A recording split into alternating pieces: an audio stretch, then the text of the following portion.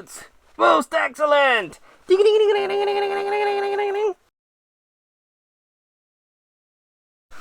Greetings and salutations! It is I, Professor Macabre, with day 7 of the 80's Week Non-Horror Movie Challenge. I did it! I can't believe I actually did 7 videos straight. I'm notorious for my inconsistency and my poor memory, as highlighted by that Highlander video. But I freaking did it. I haven't been this proud of myself since... Anyway, yes, I wanted to share with you the last movie, and I debated what movie to end this series with. Would I talk about one of the best trilogies of all time, Back to the Future? Would I talk about one of the best action adventure movies of all time, Indiana Jones? Would I talk about Ghostbusters? I'm sorry, I almost said Ghost Rider. Ghostbusters!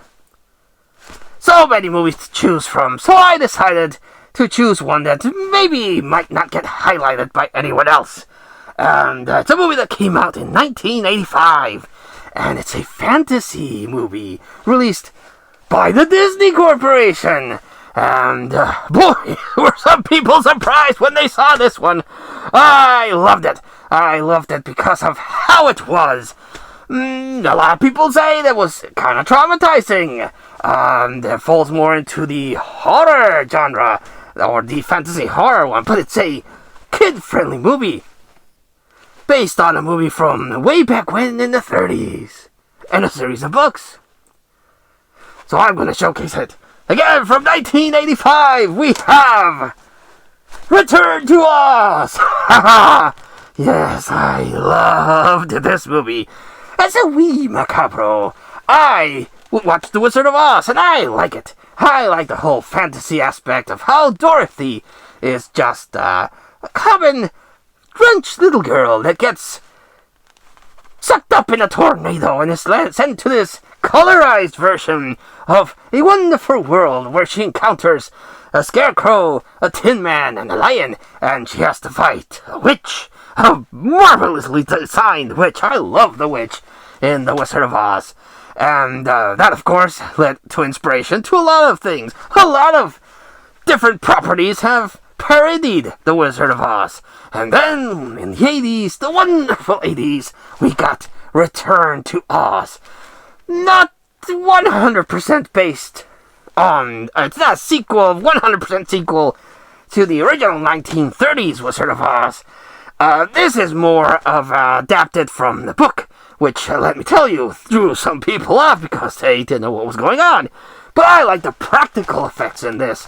Where a lot of people feel it's a horror movie is with the Wheelers, those terrifying son of a bitches that are riding in their skating feet and legs, and Mombi, the horrible witch that has a gallery of heads to interchange them. Oh, today I feel like being a blonde. Book goes my head. Book. Ah, no, I'm a blonde. Oh, yes, a lot of people I know were petrified because of that, but I hate it all up. I loved how weird this movie got. And, it does follow the events of the first one. It actually starts off very darkly, because Dorothy keeps telling everyone about her experiences in the land of Oz, and everyone's like, yeah, this chick's crazy. Let's fry her brain with electroshock therapy! And she has to escape, and she makes her way back to Oz, which is now decimated. Completely decimated. All your favorite characters from the first one are turned to stone, and the Scarecrow is missing. So she finds the robot Tick-Tock, which she has to keep, whining. Kind of a useless little robot there, but I like his design nonetheless. He finds, I think his name is Jack, which is a scarecrow-looking thing, but I like it. I like his design.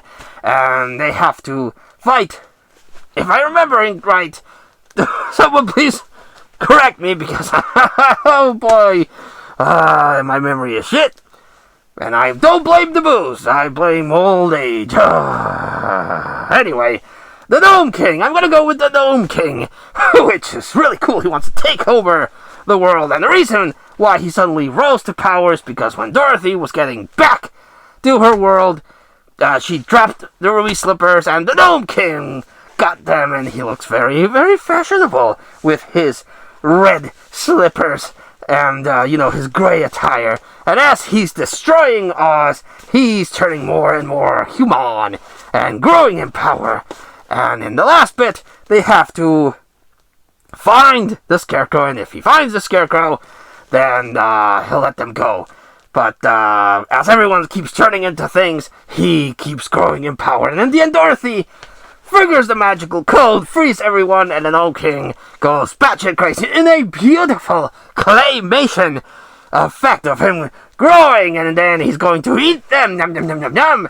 And then Toto gets thrown to the sideway in favor of a chicken, and the chicken, out of sheer fear, which is perfectly understandable when you're about to get eaten, poops an egg out. The Gnome King eats it, and apparently chicken eggs are poisonous to gnomes, and he's like, oh, shoot!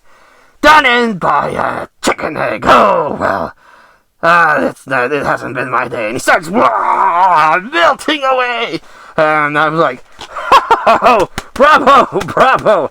And while most other children are like, oh my god, the man is melting! Nightmares. I'm all here like, look at that. Gotta control my swearing. Fuck it. Look at that fucker melt! That was, well, I would think as a kid. And I still do. Rewatching this movie, I still enjoy that claymation melting effect of the Gnome King. And then everyone has a happy ending, and Dorothy discovers Ozma, I think her name was, and everyone's happy. She goes back, and she no longer has to endure the electroshock therapy because everyone in Oz basically tell her like, look kid, don't tell the normies about this because they're not going to understand. And the movie ends with her going back to her world and being a little more secretive when it comes to the magical world of Oz. Such a good movie. I love it.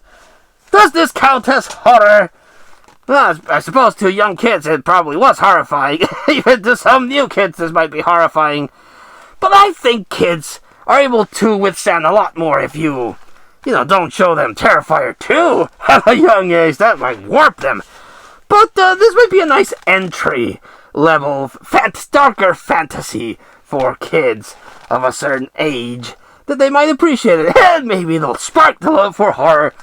Because that's what it did for me, and I turned out perfectly normal, clearly. Yes, did I cheat and I chose a horror movie, or do you consider it a fantasy movie with a hint, a little smidge of horror into it? Let me know in the comments down below. I made a rhyme, I'm good at this. But thank you so much to Echo Zero again for issuing this challenge, and for the community to allow me to actually participate. Kind of late, I kind of got late into the game, but for letting me showcase movies from the 80s that, again, might not have gotten a proper review on my horror channel, because I'm all about horror, but I was a creature of the 80s, and I love it so. So many awesome movies. So cool. So, I thank you all for watching this series. For all the wonderful people that left a comment, thank you. And I will see you on whatever I do next time. But like always, I wish you a good evening.